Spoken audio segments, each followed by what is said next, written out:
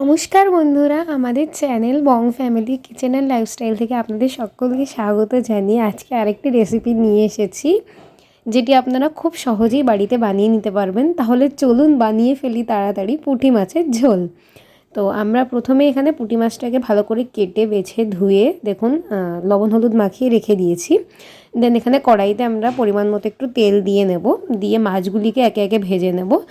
আমাদের মাছের পরিমাণটা একটু বেশি ছিল, সেজন্য আমরা 2-3 বার করে মাছটাকে ভেজেছি। তো আপনাদের যেরকম থাকবে আপনারা সেই হিসাবে 2 পিঠ ভালো করে ভেজে নেবেন।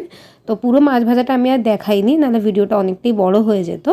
তো সেজন্য আমরা মাছটা টোটালি ভাজার পর আপনাদের দেখিয়েছি। তো দেখুন এরকমভাবে মাছটিকে একটু ভেজে নেবেন।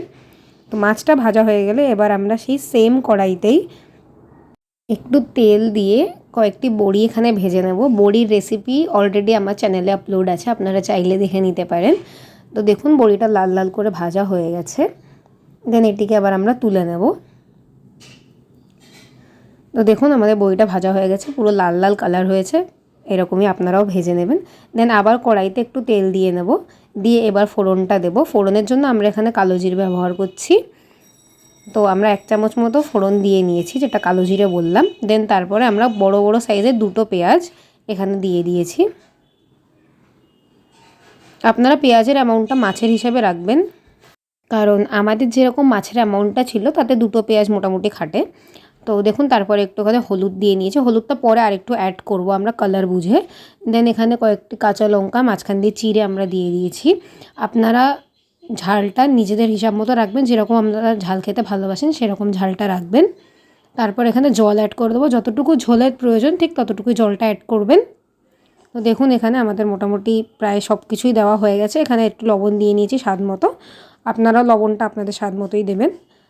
তো মোটামুটি এই ঝোলটা আপনারা খুব ইজিলি বানিয়ে নিতে পারবেন। জাস্ট মাছটা আনলেই হয়ে যাবে বাড়িতে, আর তেমন কিছুর প্রয়োজন হবে না। মোটামুটি আর সব কিছুই বাড়িতে অ্যাভেলেবেল থাকে আমাদের।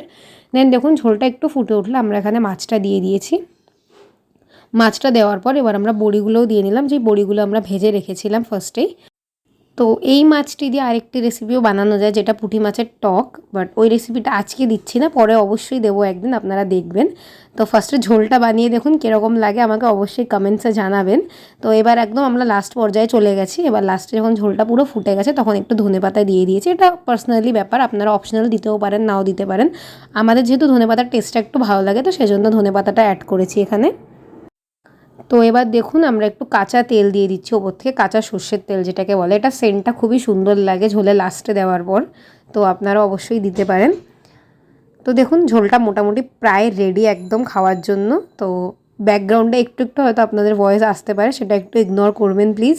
তো দেখুন এবার আমরা গ্যাসের ফ্লেমটা অফ করে দিয়েছি এবং আমাদের ঝোল পুরোপুরি রেডি। একদম গরম গরম ভাতে গরমকালে খাওয়ার জন্য একদম পারফেক্ট কম্বিনেশান। আপনারা অবশ্যই একবার ট্রাই করে দেখবেন। যদি আপনাদের ভালো লাগে তাহলে অবশ্যই আমাদের চ্যানেলটিকে সাবস্ক্রাইব করবেন এবং ভিডিওটিকে লাইক করবেন। আর আপনাদের আমার কোন রেসিপিটি সবথেকে বেশি ভালো লাগে এবং আপনারা কী রেসিপি আরও দেখতে চান সেটা অবশ্যই আমাকে কমেন্টসে জানাবেন। তো দেখা হচ্ছে ফ্রেন্ডস নেক্সট ভিডিওতে। ততক্ষণের জন্য আপনারা সবাই ভালো থাকুন, সুস্থ থাকুন। নমস্কার।